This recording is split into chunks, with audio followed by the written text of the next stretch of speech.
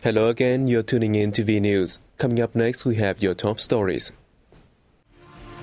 State President Zhang's activities on the sidelines of the UN summit. Vietnam faces various difficulties in exporting rice. The number of foreign tourists to Vietnam rises 8.3% in September.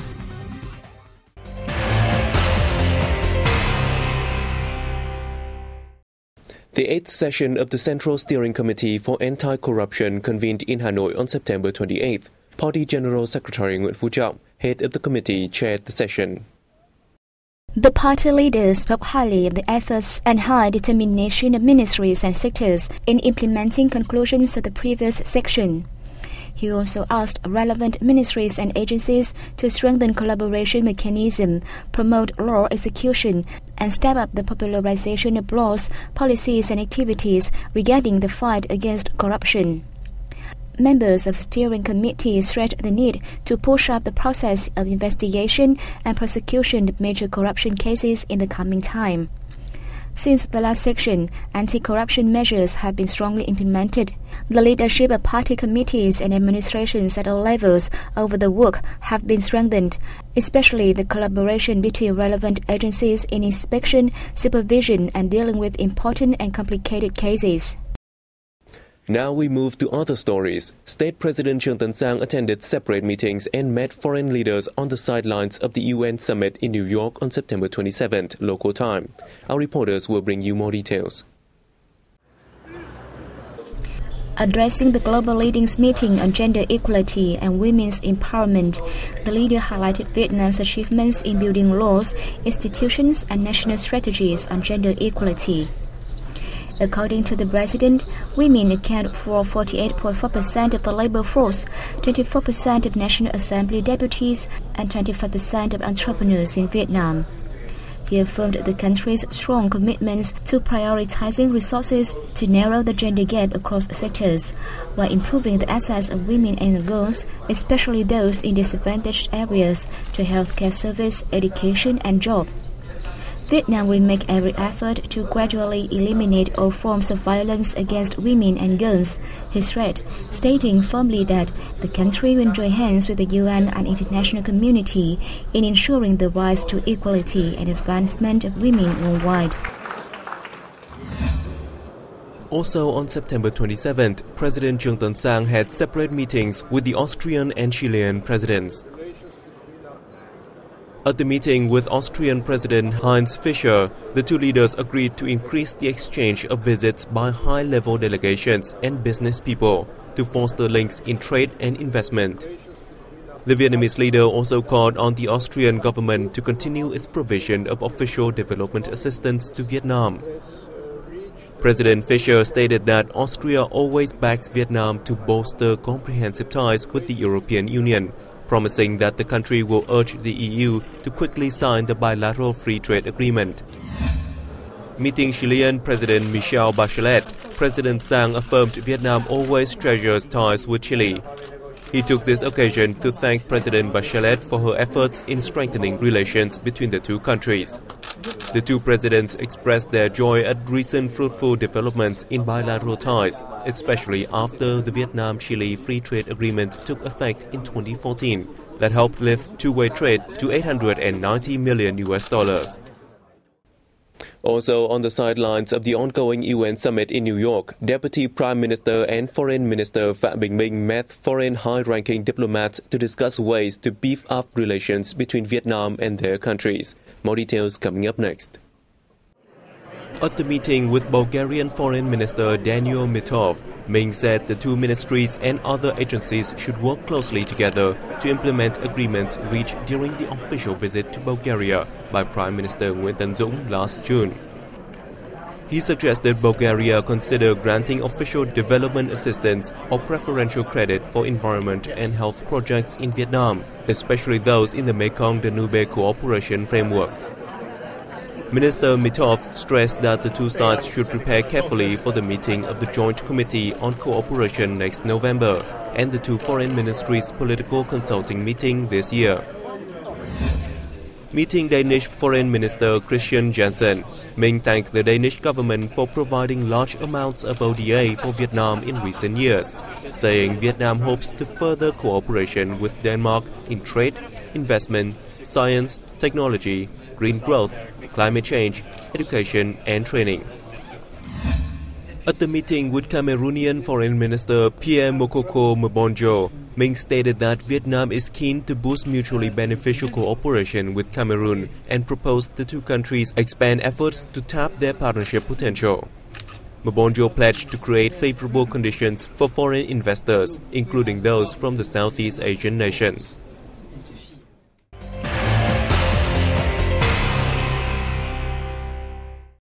Denmark will continue to prioritize its trade and investment cooperation with Vietnam in a bid to promote the bilateral comprehensive relationship.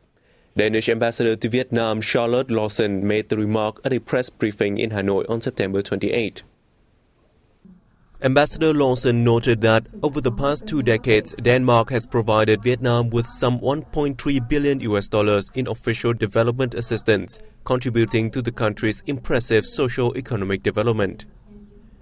The diplomat added that two-way trade between Denmark and Vietnam has doubled since 2010, while more than 130 Danish companies are operating in Vietnam. She also expressed her strong belief in great potentials for stronger economic relations between the two countries. We will see the new EU-Vietnam Free Trade Agreement. It's not yet signed, and we haven't seen the exact text yet.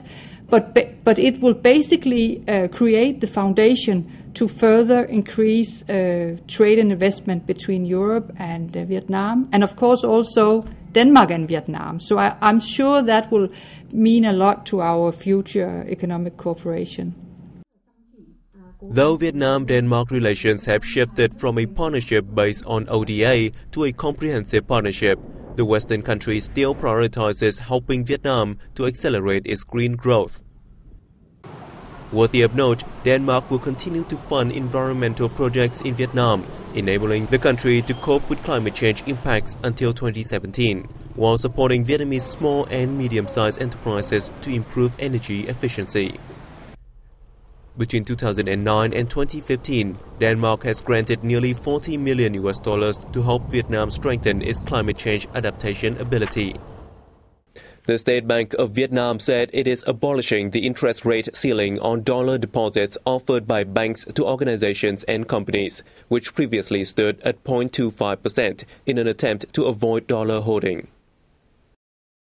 The interest rate ceiling on dollar deposits by individuals will be cut to 0.25% from 0.75%, the State Bank of Vietnam said. The new rate policy, which takes effect from September 28th, was issued to prevent the hoarding of foreign currencies and also based on the development of the country's money and foreign exchange markets, the central bank said. It is expected to help effectively implement monetary policies in the remaining months of this year. Vietnam is encountering difficulties in exporting rice amidst fierce competition from Thailand, India and Myanmar. Our reporters with the full story. The statement was made by Vo Hung Dung, director of the country's chapter of the Vietnam Chamber of Commerce and Industry, at a recent workshop in the Mekong Delta city to seek solutions for rice producers and exporters. Statistics from the Ministry of Agriculture and Rural Development shows that in the first 8 months of this year, Vietnam shipped 4.1 million tons of rice abroad and earned $1.76 billion, down 8.6% in volume and over 13% in value compared to the same period last year. Notably, China, which remains Vietnam's largest rice importer with 32% of the country's total market shares, is decreasing its imports from Vietnam. From 2012 to 2013, around 65% of China's imported rice came from Vietnam, but the figure fell to 53% in 2014 and 47% in the first 4 months of this year. In addition, Vietnam's two other major importers, the Philippines and Indonesia, which accounts for 12% and 5% in the market shares respectively, are striving to boost production towards self-sufficiency. At the workshop, participants discussed measures to help businesses improve their competitiveness. They also sought ways to reduce risk in harvesting, stocking and distributing rice, while striving to building trademarks for the Vietnamese product.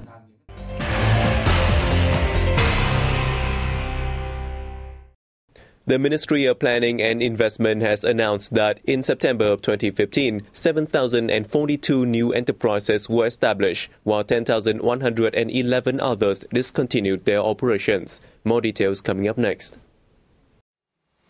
As a result, in the first 9 months of 2015, Vietnam's economy saw over 68,000 startup businesses, as opposed to the approximately 54,000 that was dissolved.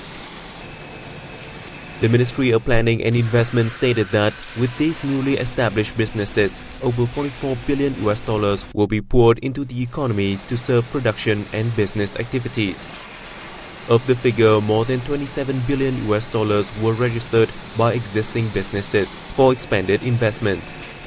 Another highlight is that the number of freshly established enterprises has increased in all sectors as compared to the same period of 2014.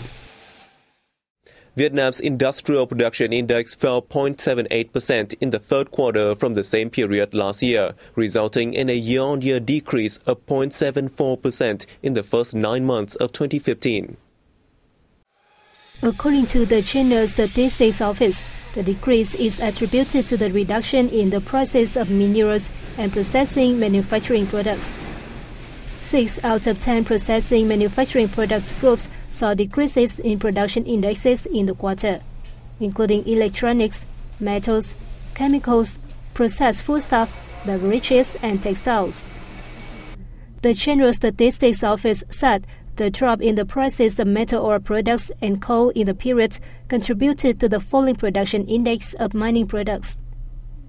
However, the production indexes of electricity and power supply, as well as clean water, wastewater and wastewater treatment in the reviewed period, increased 1.94% and 0.46% respectively.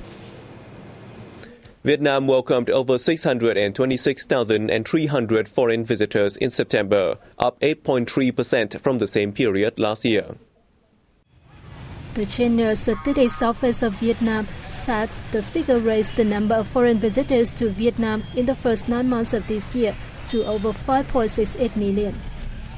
The country saw a dramatic rise in the number of tourists from the Republic of Korea, with over 59%, while those from Hong Kong, China grew by more than 17% and Singapore by 16.9%.